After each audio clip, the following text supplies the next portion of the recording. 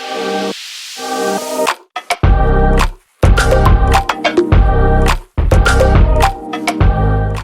guys, welcome back to the Lovin Dubai Show podcast. We had a big show. We had interviews about horror, about music, and also the big news that the Indian Prime Minister Modi is in town for many reasons. And so if you have missed the episode, don't forget to subscribe to the Lovin Dubai Show podcast wherever you get your podcasts from. Enjoy the show.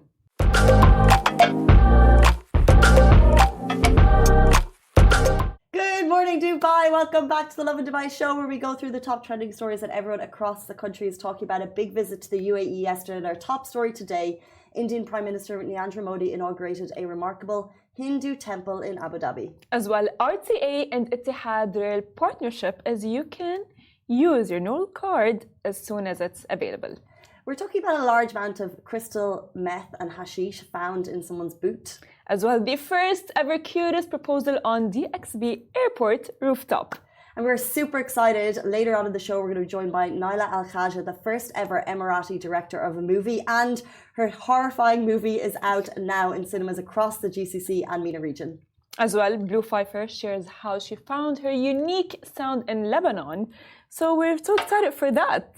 But before we get there, yesterday was Valentine's Day, and while some of you went out for dinner, did nice things, we know we have a lot of lonely hearts in the city. I think it's because it's a young city. Yeah. That's why. So loads of people didn't do anything, and for that reason, we want to gift you Valentine's from us to you. So you guys, we have the glam surprise for you. This beautiful pink bag.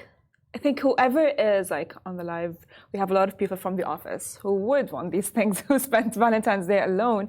And a lot of like goodies, guys, like makeup. Look at this. This is an amazing thickening dry shampoo. Who doesn't need an extra mascara? It's from Glam Beaut. It's the Glam Beaut box. There's like bath salts in here, makeup accessories. But to get it, this reminds me of, have you seen Notting Hill? Yeah. So you know when they're at that dinner table and to get the last cookie, to get the last brownie, they're like, you have to tell the saddest story. So to get your hands on this bad boy. We've asked you actually, guys, what is your saddest Valentine's story? Of course, guys, Valentine's, you can even just love yourself.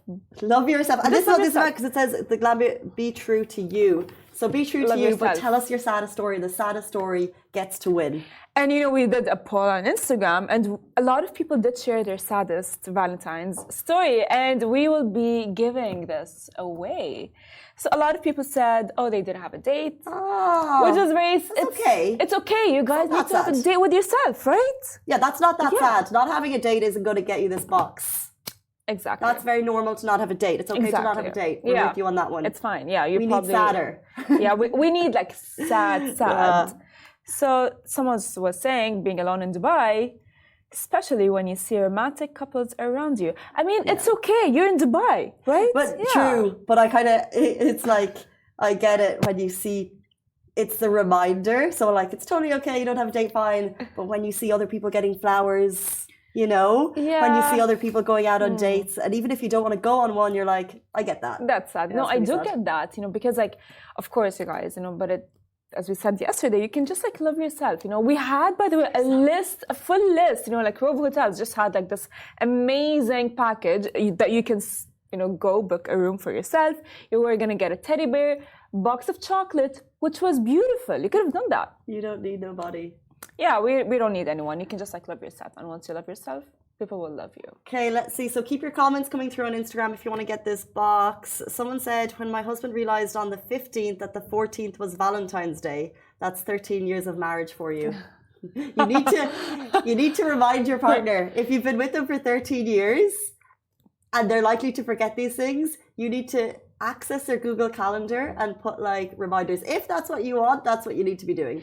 You know, I've actually heard that after marriage, everything changes, and that is why like it causes me a lot of like, I would say resentment towards marriage, because I hear that from everyone. No, I don't actually. I hear, I said like, I don't think everything changes after marriage. I mean, once the guy and the girl, they stop dating after marriage, I feel like that's kind of like where the spark ends. But you know, you guys, you can, as Casey has mentioned, you need to sometimes maybe remind your partner, because like life comes in the way and Yeah, things get in happen, those so. Google calendars. I lost my job and my husband didn't even take me out or give me a rose when he does every other year. Aww. I'm sorry. Yeah, I'm sorry this happened to you. But it's okay, you can love yourself. I feel like that's kind of a winner there. Yeah. It's We won't read out your name, but if you said that to us, we have your details and we'll get this box to you because that kind of sucks. And he should have pulled all the stops out if he lost your job. So this is going to you. You can say, by the way, your Valentine's was Lovin Dubai, so it's a win-win situation. You celebrated with us. Yes. What a treat for you. Yes. Okay, before we get into our top stories, a small reminder, it is day 132 since the genocide began in Gaza, according to the Palestinian Ministry of Health in the Gaza Strip. The death toll has risen to 28,576, while 68,291 have been injured and more than 1.9 million people have been displaced from their homes. Our thoughts and prayers are always with the people in Gaza through this horrific time. All right, so now let's start with our first story. Indian Prime Minister Modi inaugurated a remarkable Hindu temple in Abu Dhabi, and the Indian Prime Minister Narendra Modi is currently on a visit to the UAE, and he is hard at work dropping in to speak at the World Government Summit before heading down to Abu Dhabi to inaugurate the Babs Hindu Mandir. Of course, His Highness Sheikh Mohammed bin Rashid Al Maktoum, Vice President and Prime Minister and ruler of Dubai, was in attendance at the main address delivered by Narendra Modi, a guest of honor at the World Government Summit 2024, who expressed his gratitude to President His Highness Sheikh Mohammed bin Zayed Al Nahyan, whom he met with several times. Prime Minister Modi called him not only a leader of vision, but a leader of resolve and a leader of commitment as well. So a lot of stories coming out just in one day. However, the highlight of the trip was a historic one, the incredible images you can see behind us. The Prime Minister came to the UAE to inaugurate the UAE's first Hindu temple. The mandir is architecturally stunning. It stands at a height of 108 feet and sits on 27 acres. It's now open to all, and you'll find it near Al Rabah off the Dubai-Abu Dhabi Sheikh Zayed Highway. As well, his visit was well documented, and he also shared images of the amazing Hindu temple, which was beautiful. We can assure you that, by the way. Lots of stories coming through of that inauguration. You can see them online and see the videos of the incredible welcome. Also interesting, Modi shared images of his on his Twitter of a beautiful copy of the book His Highness Sheikh Mohammed bin Rashid Al Maktoum, Vice President and Prime Minister of the UAE and ruler of Dubai, wrote, and he wrote him a handwritten message at the beginning, and it said, "Generations to come will be inspired by his life and outstanding work, his dedication to Dubai's growth." So there's obviously a strong partnership between the UAE and India, and that was clearly solidified through talks in front of the public and also behind closed doors as well. As well, by the way, and it's amazing because it just shows that it's a symbol of the shared heritage between the UAE and as well India, like having like all of these temples, it just not only shares the shared heritage, but as well shares a lot of, I would say, acceptance and tolerance of all religions and all cultures at this point. True. Yes. So now let's jump to our next story.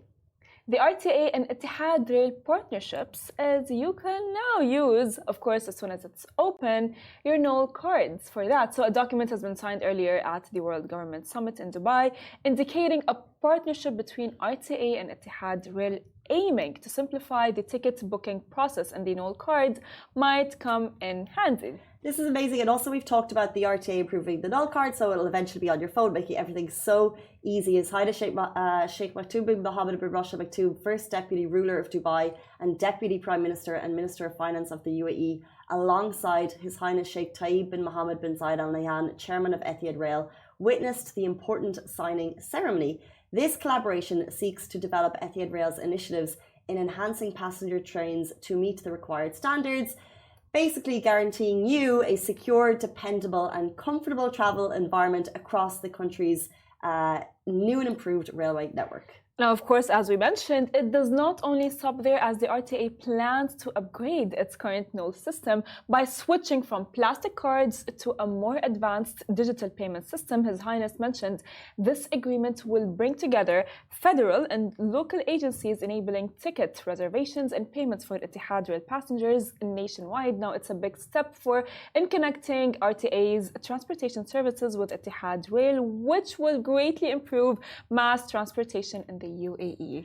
I don't think I've ever been so excited for a train. Same. You know what I mean? Same. It's like, hi mom, hi dad, I'm just gonna go to Qatar. That would be very cool because like it's supposed to, connect all of the Gulf countries. So I'm just like excited for that, and using the Node card for it. It's exciting at this point. It's such a handy transportation system. Obviously, it'll be cheaper than flying, probably. And you can leave your car behind and it will just kind of like makes a weekend out of it. I would always get the train growing up, like from different counties around Ireland. So I cannot wait for this to be just part of the infrastructure in the UAE. It will make transport to all the other Emirates a lot more viable for so many people, which is amazing. That is true. Speaking of transport we don't approve of, our next story, a large amount of meth and hashish was found hidden in someone's boot. Dubai Customs thwarted another major drug smuggling operation, this time from the trunk of someone's car. A smuggler was carrying around 3 grams of crystal meth and 6.5 kg of hashish, which was found following a skillful operation via Dubai's land border protection.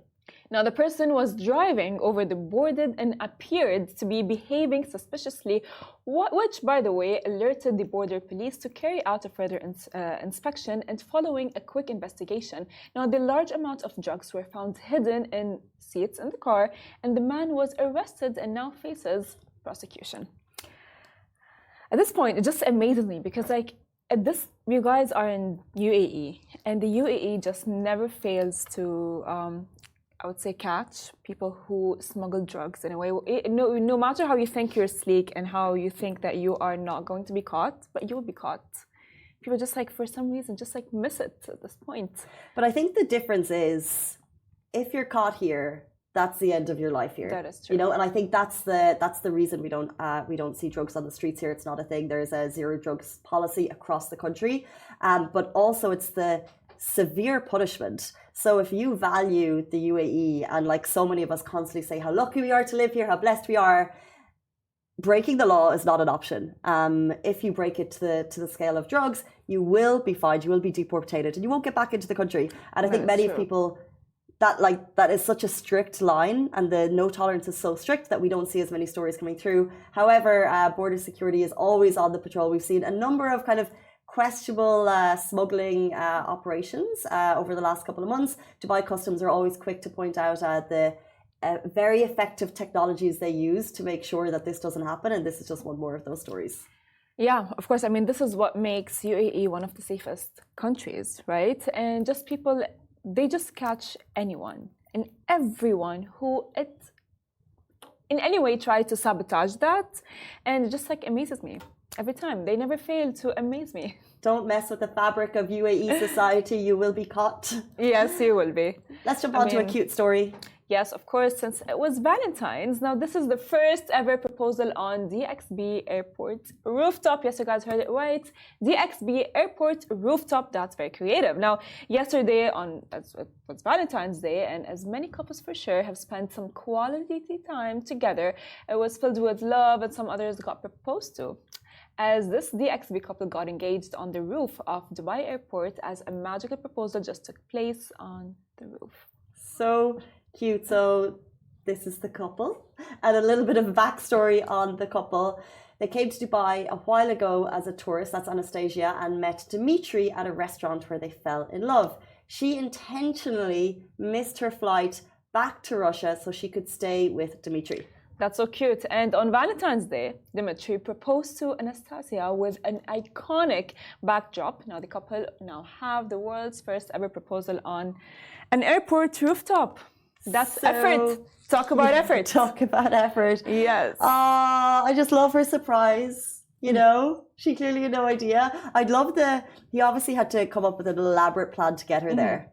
I wonder what that was. Maybe she thought she was taking a trip, and then, but could you, because to get to the airport rooftop, like that's, no one's going there, right? Like that's a very 100%. once in a lifetime thing. So I wonder what he had to say to get her there, because either he panicked her, like we're at the airport, we have to get to the roof, or he was like, I want to show you something, but that would have made her twig. So I think he would have had to shock and scare her.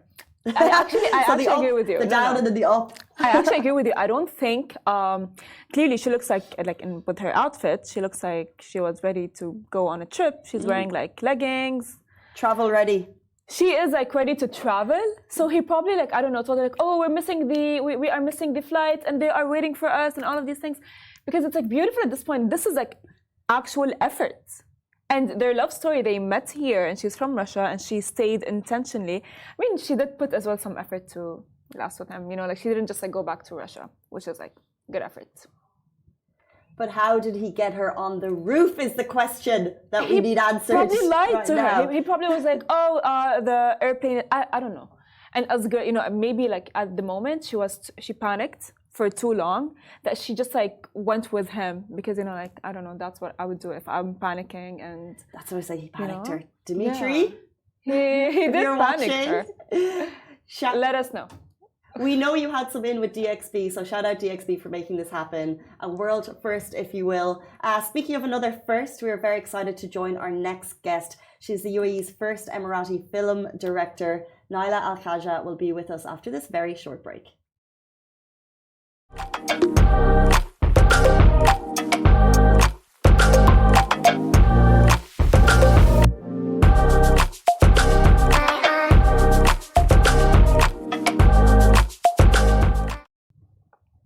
Hey guys, welcome back to the Lovin Dubai show. Today's guest is Nayla Khaja. She is the first female director in the UAE, renowned for her captivating work in both movies and commercials. Her latest movie has just dropped in cinemas across the GCC and MENA region. She's here to tell us why it will freak you out. Welcome to the show. Thank you so much for being here. Yay, thank you for having me. We're delighted to have you on. Yes, we are. We actually are. And I have a lot of questions because like usually, like with horror films, we do see that it's often a male who wrote it. So if you can tell us more about your movie and just like the details. Thank you for asking that, because most people are under the impression that women only do films about women and, rom-coms or just like traditional dramas. But I'm all about the genre. Very intense, crazy, psychotic genre. And how many times have you heard this expression? Oh my God, she's batshit crazy, excuse my language. But that means we can create those stories that are from that category, I think, right? Yeah, it is, which is amazing. I'm coming across as really mad. No, it's not at all. You're fine. I haven't seen the whole movie. I will. The trailer is intense. It's horrifying, and it seems I don't think have been produced in this region before. Correct me if I'm wrong. Yes. So what goes into making this type of movie? So basically, just to put it in context, it's a cross-cultural psychological drama / some people call it horror, because it's the horror of the mother and the intensity of the events that falls in her life while she watches her son go through this turbulence of, mental health or mental breakdown, let me say, where it's been interpreted as he's, obviously gone through what a lot of cultures believe in, the superstition and, evil eye. I'm not sure if your cultures have that, but you do? Yeah. So it's probably everywhere, right? Yeah. Versus logic, science, and medicine, and healing through traditional senses. So it's like two worlds battling each other, and some people are saying, no, he's, obviously possessed, and the other one are like, no, he's obviously going through a slight case of schizophrenia. But one thing I have to tell you, girls, the boy is going to freak you out. He did in the short clip that I saw, he did. Like, I'm thinking about it right now. His little, kiss to the nurse, he's like, and then he goes, oh, sorry, that's it. But the beauty is that I'm very, very proud of the cast that we found for the film 3. Please go watch it in the cinema. Please watch it. And it is incredible to see first time. Yeah, I mean, this gives hope to a lot of people. First time actors from the UAE who are now on a big silver screen in 7 countries and over 100 cinemas. That's a massive achievement to everyone who's worked on this film. But moreover, to have, let's say, Jefferson Hall from Oppenheimer, Halloween, a lot of big films. He has a massive portfolio working alongside Emirati actors and also non-Emirati actors. He actually, in one of the scenes, he pulled me on the side and he said, where did you find this kid? he's killing me. He's killing me in the good sense, like, you know, like he's literally like pushing the envelope here. And honestly, my hat goes, like, you know, we say that expression comes down for all the wonderful performances that we have seen in the film. Amazing. So you've mentioned that you talk about in the movie about, like, you know, like some people think it's evil eye, some people think he's possessed, and so on. And of course, it's in my culture, and of course in everyone, in your culture, and in your culture as well, in everyone's culture, right? So of course, what is one message that you had when creating the movie? So my message is, don't rush when you have someone that's really ill in your family, because it's not to be taken very lightly. And please don't listen to a lot of different, as the boy would say it actually, voices of others trying to kind of sway you from the route that you have taken. So definitely take the medical route first, because I know it's really taboo for a lot of people to say that they have a mentally challenged person at home, which, you know, mental illness comes in many different layers and many different degrees, and there are a lot of different diagnoses. So they shouldn't give up and really go under the skin of that, because if they immediately take the religious route, which I understand and I respect, a lot of people believe and they want to do that, but what can that can actually exacerbate, and that can actually make the situation worse for a lot of children. And this is based on a true story where, you know, they didn't exhaust the medical pathway first. And if you speak to a lot of Muslim religious scholars, they will tell you the same thing, that 98 to 99%, that's a huge percent, that's almost every other case of these cases are medical cases. They're not, you know, some kind of jinn who enters your body. It's not that easy. But it's amazing how people immediately jump to that conclusion, and sometimes subject children, like literally go through a very aggressive, intensive, psychotic, episodes where they might come out of it even more harmed and more like might look even more deranged because of the pathway that you chose. So please exhaust the medical pathway first before you jump into other sources. Yes. It's interesting because it's a horror, it's a psychological drama, but of course, do you intentionally mean to highlight potentially harmful issues in society? Yes, through your work? This is, you guys are asking me all the best questions. I have to say, Lovin Dubai I'm loving it. Like all the good ones, the juicy ones. Yes, because these are important questions, correct. So my idea, like most of my films highlight societal issues, especially like taboo topics, but in a package of entertainment so that the masses can watch it, the masses debate them, and they all have an open ending. So when you walk out, you'll start debating, you know, was he this, was he that? And it just opens room for dialogue. So even my other films have the same kind of like, it lends the same kind of play to you. So it has these nuances, and it really encourages conversations and debates, which is very healthy, because usually we don't talk about these things. So when you bring out this topic, it's amazing how many people have DM'd me in private saying, oh my God, you know, my cousin's going through this, or my sister's going, and I don't take this lightly, because it's happened, you know, it's happened in front of me, it's happened in front of a lot of people, and we just have to accept it. The body gets sick, the mind also gets sick, and we need to find the right pathway to treat these individuals, whether they're adults or children. But of course, I package it in an entertaining way, because in the end of the day, it's a movie, and I want like a mass audience to watch it, but without disrespecting the topic. So I was extremely careful on how it was handled from A to Z. So, you know, like, sorry. So, you know how, like, you'd mentioned that, you know, you do tackle some taboo topics, yes. right? And of course, you are one of the few first women to direct a movie. And in the Arab culture, technically, if you talk about taboo topics, you are, it's like, oh, you're not allowed to. It's called like either aib, which is like not allowed, or haram, which is like forbidden.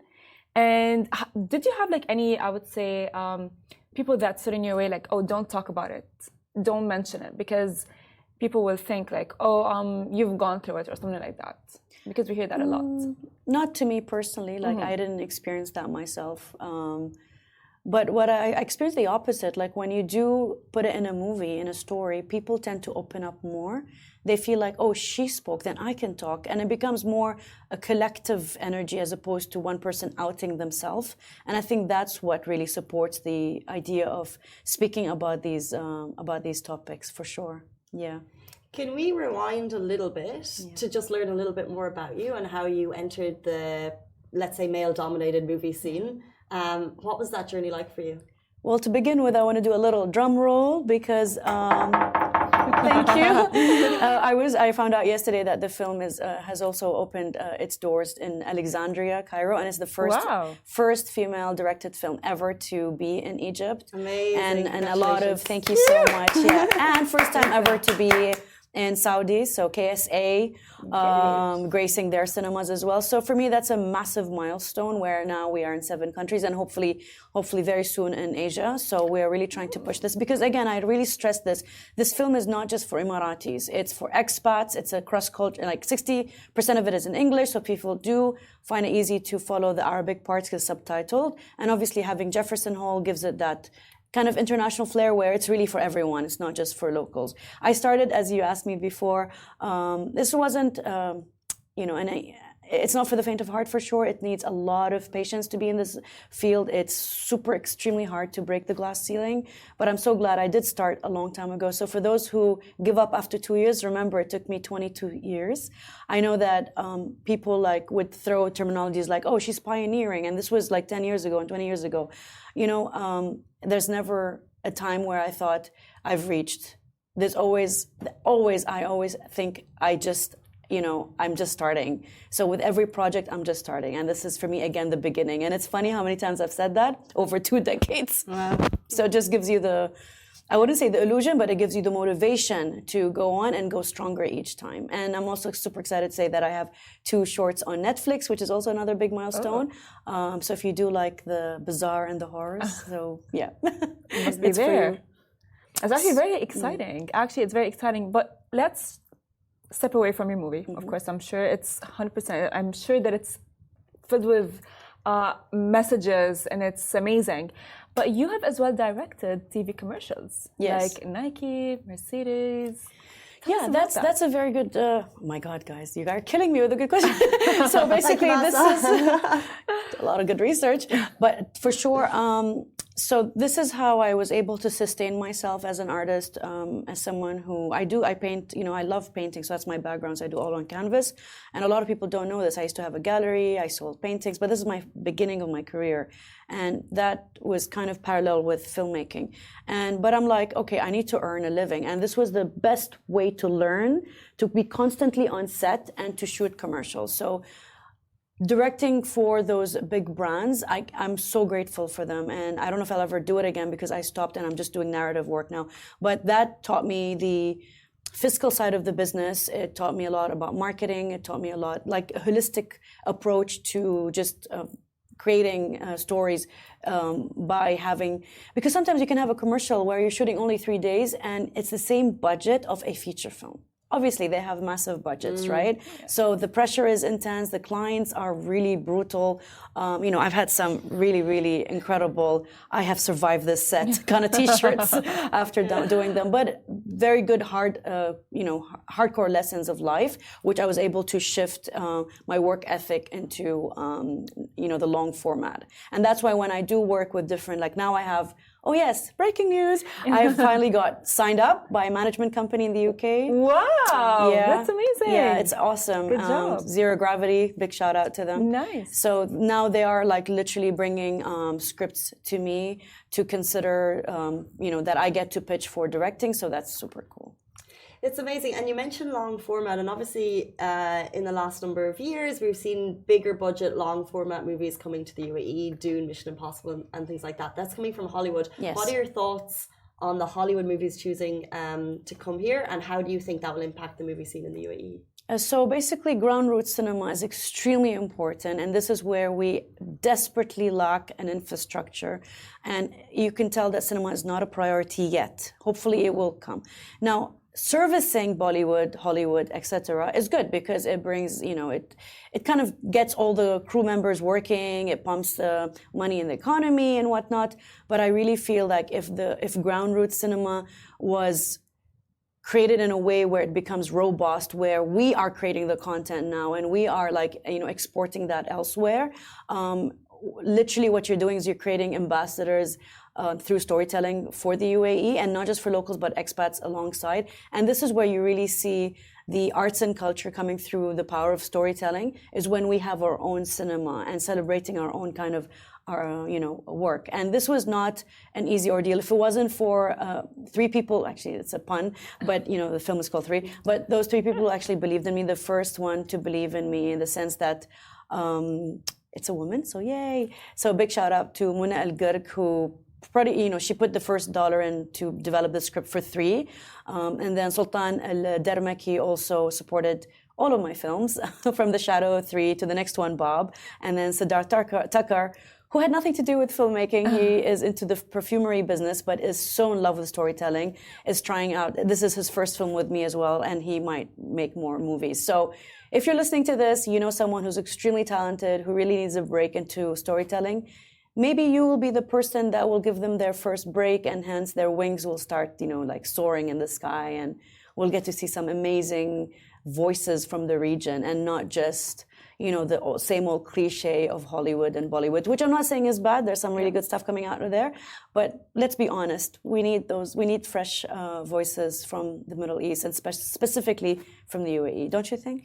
Of course, 100%. Yeah. I mean, at this point when the movie came out, and an Emirati, let alone a woman, but an Emirati woman has directed it, it just created a whole, I would say, buzz in the Emirati world, specifically because, we hear names the Lebanese name, yes, Nadine Lebaki, and so on, but, having an Emirati woman direct a horror movie.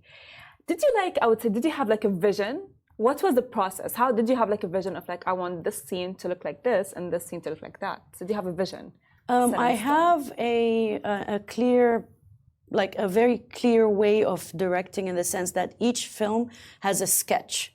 So when I have, for instance, with this film, to me, it was a funnel. So we start with very, an open lens, lots of light coming in, and then it gets darker and darker, and it literally looks like a funnel. So I sketch my films first. So, for example, with my next film, Bob, everything is a reflection. So it's a parallel world where it folds. So everything folds within itself. The mountain, it's about a twin sister. The twins fold. The house is exactly symmetrical. So it literally folds. So everything is sketched where it just starts flipping. Even the word B-A-A-B can flip on itself. So everything, I guess that could be, if you want to call it, the vision of the film. So yes, there is in my mind, a structure where I take that initial sketch and then build on that. That becomes my foundation for each film. So I start with sketching the films first, if that makes any sense. It is so interesting to hear the grassroots of these stories. It really is. We are running out of time. Very shortly, I agree there's a lot of storytelling to be done in the region. People who are trying to break the glass ceiling. Anyone out there, do you have one piece of advice that you wish you had at the beginning of your journey? Yes. Don't listen to anyone. Volunteer on set if you want to get into storytelling. Really, it takes time. Some people got their first break in 25 years. It will test you to the end of your core. But if you're really meant for this, you will find your way. And guess what? Today we've entered the third week of the film. And it's people like you that keeps it literally running in the cinema. So if you haven't seen Three, please go out there and support local artwork, and please be wowed by the performances of my actors. I'm just so proud of them. Amazing. I actually have goosebumps for you. Three is now available across the GCC and MENA region, 7 countries, and more to come. Thank you so much for your time. We really appreciate it. Thank you so much, Lovin Dubai, for asking the best question today. Thank you. Thank you. And thank you, Masa and Hesham, for helping that as well. Guys, it's 9:07, but our show does not end here. We sat down with the UAE's next regional artist spotlight. Her name is Fiefe. She's from Lebanon, and she had us here. We had her here not too long ago. The interview's here. Take a listen. Hey guys, welcome back to the Lovin Dubai show. Today we're thrilled to have a guest who embodies the spirit of Ethara's regional artist spotlight, the talented one and only Blue Fiefe. RAS launched back in 2021. It's committed to showcasing and celebrating the exceptional talents of the Middle East region. She's a Lebanese songwriter, producer and director. We're so excited to have her on the show. Thank you so much for being here. Guys, thank you so much for having me. I'm really excited to be here. We appreciate your time. Thank you for being here. So actually we've noticed that you recently turned 31. Happy late birthday, by the way. Happy birthday. Happy birthday. We're sorry we're late. We know that we're late, Thank but you so happy much. birthday. So, Thank of you. course, in my mid-20s. Oh. So, yeah. Do I I'm look in the older? 30 club. Or do I look No. younger? No. It's just, the 20s are, now that I've Yeah. entered my 30s, I see my 20s in retrospect and it's very different. That's amazing. Yeah, but I'm actually very proud to be, not proud, I'm happy with Yeah. it being 31. I always thought that when I went into my 30s, it would be like, especially as a woman, it would be like, oh no, but actually this is the best time of my life. No, I Yeah. completely understand you. Yeah. But how does it feel like? I mean, what advice would you give girls and guys like me? In their 20s? Yeah. It gets better. It gets really. It gets better.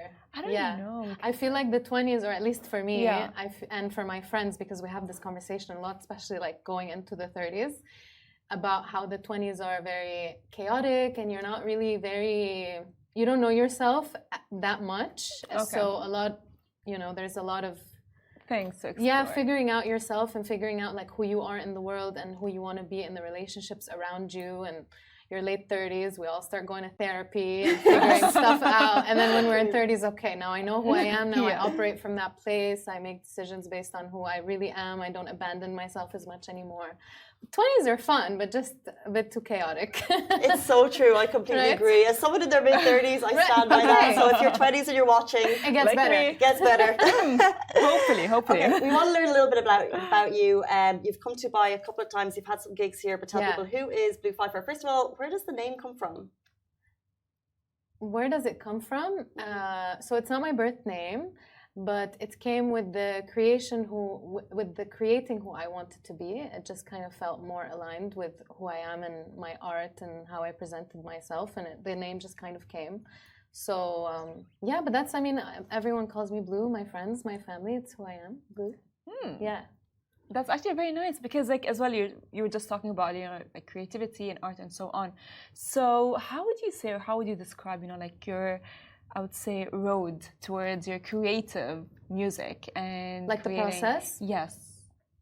Yeah, so the way that I approach my art is very much, like I say, multifaceted, because I like to so I do different things. I'm an artist, I write music, I songwrite, I produce for myself, for other artists, I direct, I edit, I have my record label, and I feel like all those different things are mediums to tell the same story. So it's the same process for me. It's the same decision making along the way, whether I'm producing a song or thinking about the edit of a music video.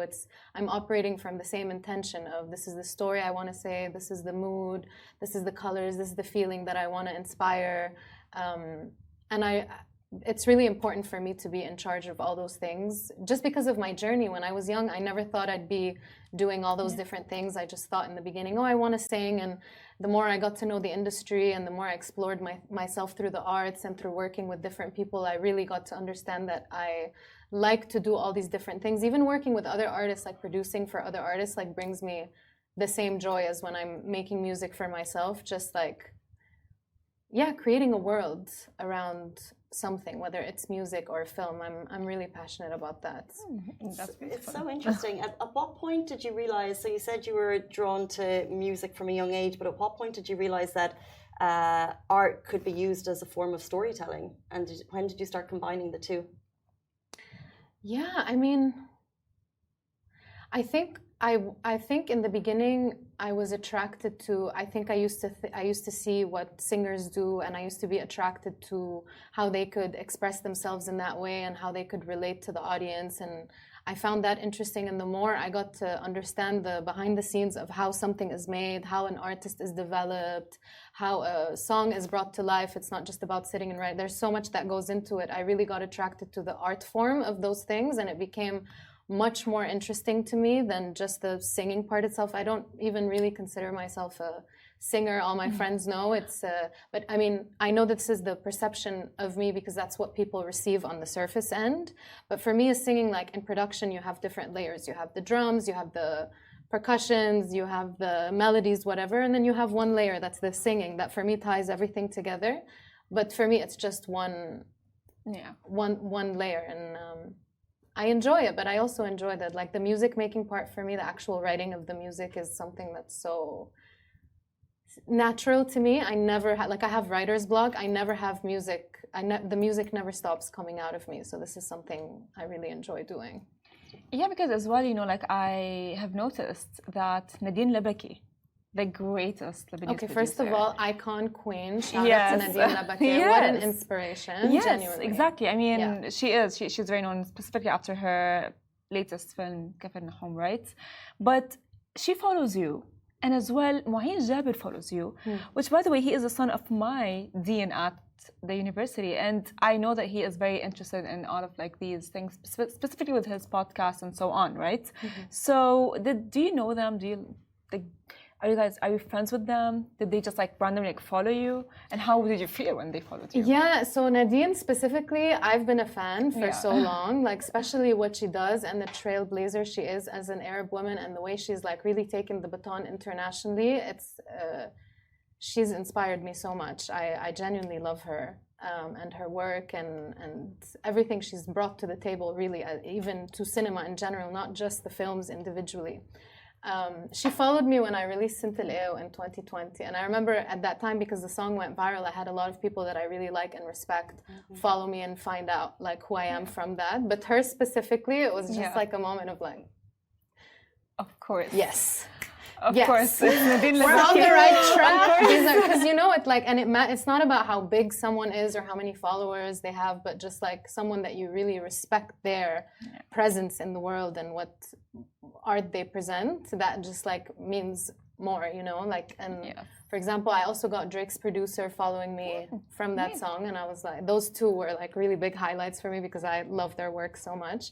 So it's just a kind of a nice like, you know, you're doing the right thing, you're attracting the right people, you're in the right conversation, keep doing what you're doing. That's kind of what you know, what they brought into that when they followed me. Yeah. I can only imagine what that must be like an icon in your field following you on Instagram. Yeah. But speaking of highlights, are there any kind of more personal or professional highlights to date that you've experienced? Highlights of what? So maybe like the first song that you shared went viral, or just like a personal moment, or being chosen for something, or performing to a crowd in Berlin and they're singing back your tunes, you know, that type of. Yeah. You know, the past year has been really crazy. I mean, since I did Sint Al-Ew in 2020, when that came out, I decided to start my label, Mafi Budget, which means there's no budget. And starting to work with people that I'm like kind of, you know, aligned with from an artistic level, from people that operate from the same place. Starting the label and everything that came with that, honestly, I'm really so proud of that. I never thought this was never really my inspiration from when I was young. Like, I want to grow up and start a label, but this is where my journey has taken me. And in the past year, I feel like so much, I've been in the industry for 15 years, so I'm 31. I dropped out of school at 14, I studied music in London, and then I started working when I was like 15, 16. So it's really been a long road of like trying to figure out what I want to do and how I want to express myself, and also figuring out the music industry, which is very challenging, let alone in the region, in Lebanon. It's hard. So seeing all the achievements that we've done in the past year, all the releases, the accolades, it's more of, I see it, I look back and I'm like, there isn't like one thing that pops out, you know, different things have contributed to different things. Sint Al-Ew did something for my career that other songs didn't. Other songs brought different kind of fans or energy into my career. Being able to go on tour and seeing people sing the songs in Switzerland or in Berlin, this is like an honor to be, and to carry the flag with me, you know, the Lebanese flag, and to make other Lebanese artists feel like this is something that's possible. I don't have a reference to what I'm doing. There really isn't a reference that's an inspiration in a specific way. And what I'm trying to do in the hip hop culture or in the music that I'm presenting, it's been a big year, and I'm really proud of all of it, honestly. Even the downs, it's all about learning for me. Like how can I make this better? How can I make this more me? How can I make this more authentic? So this is what I take out of it, not necessarily like the individual accolades, which I'm really, really grateful for. Yeah. Amazing. Well, the fact that you just said you're Lebanese, and you know, like I think this is a part of you that you will never ever let go of. So how would you say that your music is contributing to the culture of Lebanon? That's a really interesting question. Yeah. It's I don't know if it's a big statement for me to say that I think it's contributing to the culture in my way and in my perspective, and to my community and the people that come to the shows. I get to hear how it contributes to their lives. But the way that I look at it is more like, okay, I'm creating a voice or a message, or I'm expressing myself in a certain way that I know hasn't been done in maybe in Arab culture, but more specifically in Lebanese, whether it's the dialect, the way that I say things and the lyrics, the things that I bring in, the things I talk about as an Arab woman, how unapologetic I am. Again, I don't think there has been too many examples for me to follow. So the intention of wanting to represent that and taking that really seriously for me, like when I'm in the studio and I'm creating and I'm thinking about words, like what words I'm going to use, even specifically, I always go back to thinking like, okay, I have a song called Ekhir Hamme, for example, which means I don't care. Yeah. I haven't heard that in Lebanese. Like there hasn't been a song, like maybe in English there's been 20,000 songs that say that, but saying that in Lebanese hasn't been said. And I really want to make people feel what I would have liked to feel as a young person, which is represented, which is seen, which is heard. And that's what I see at the shows, and that's what I see in fans. It's not just like, okay, you have cool music. It's more like, we feel represented, and it's been hard for us to feel like that, especially growing up and being exposed to Western culture. And in the beginning, even I've had this conversation with a lot of people from my community. We were kind of raised up to, I think we all got into a tendency to want to, how can I put this in a proper way? To look at our art and the perspective of our art from a Western perspective, as opposed to really understanding the culture and where we come from and the references and how we can add to the conversation in a more genuine way and make that kind of impact. So this is really important to me. So to go back to your question, I hope that it adds to the culture. I just like to put my perspective out there in an authentic and uncensored way, and hope that it can inspire people to do the same thing. That's really all I can ask for. I'm grateful that I get to do the fact that this is my job, that's still, you know, crazy to me. That's all I've ever wanted, was to get up every day and do this, you know. So I feel like we're only at the tip of the iceberg in terms of this conversation. We don't have a lot of time left, but I would like to ask, you've started your label and you're working with artists, you're choosing with artists, you're collaborating. Would you maybe personally or for your label be able to or want to define a singular message or the purpose for your music? A singular message? Do you think it's important for artists to have a message? And if so, do you have something kind of in the back of your mind, this is what I'm trying to put out there? I think it's important. I did this exercise for myself as an artist, and this is what I'd like to bring in when I'm collaborating with other artists or trying to develop them or producing them, which is to find really who they are authentically and how they want to translate that into art. I think that's really important, and that comes with a lot of questions. It's not even about just like, are you a good singer? Are you a good dancer? It's like, yeah, but how do you translate who you really are, your experiences and your view of the world to something that's authentic to you, to something that can relate to people who relate to you? You know, I work with artists that make different kinds of music or that want to speak to different audiences, but it's the same process. It's about really digging into their intention. The rest, for me, the technical stuff, it's all details. It's all exercises. It's like a sport. But getting into the intention, it's a much more difficult conversation than it sounds like. It took me years to really dig down and understand and ask the why. You know how they say even in companies you have to constantly ask the why. What is our purpose? What is our goal? So we can make decisions based off of that. So this is very important to me when I bring artists into the studio or when I'm talking to artists or collaborating. Like, what are we trying to say? Even if it's a fun thing, then the intention is fun. Then how do we serve that purpose? So it's not about a singular message that applies to everyone. We don't have like a format, but it's more about the intention and how you maneuver around art that I really like to encourage artists to do when they're in this environment. I hope to bring that to their arts. So you said that you've been here for 15, you've been in the music industry for 15 years, right? So a quick advice to people who would want to follow their passion. People who would want to follow their passion? Yeah. You know, it's, I used to have a simpler answer to this question. Yes. And it's not simple and it's complicated. And you know how they say, I quit my 9 to 5 and now I work 24/7? Yeah. This is what it is. It's a lot of work. It's a lot of ups and downs. It's a lot of disappointments. It's a lot of freedom, but with freedom comes chaos. With freedom comes insecurity, financial instability. Like it's, the industry is a hostile environment. So you really, really, really have to feel like this is your only choice, like this is your calling. Otherwise, you know, do it as a side thing, do it as a hobby, because it's intense. But if you're able to get through it and you're able to really go all the way, it's unmatched. It's unmatched, really. Yeah. We're at the very end of our interview, but I would like to give a quick shout out to Ethara and their Regional Artist Spotlight program for bringing us together and for being able to have this conversation. Like I said, I really do feel like it's the tip of the iceberg. How did it feel to be chosen as the artist, and what do you think the next year will bring for you?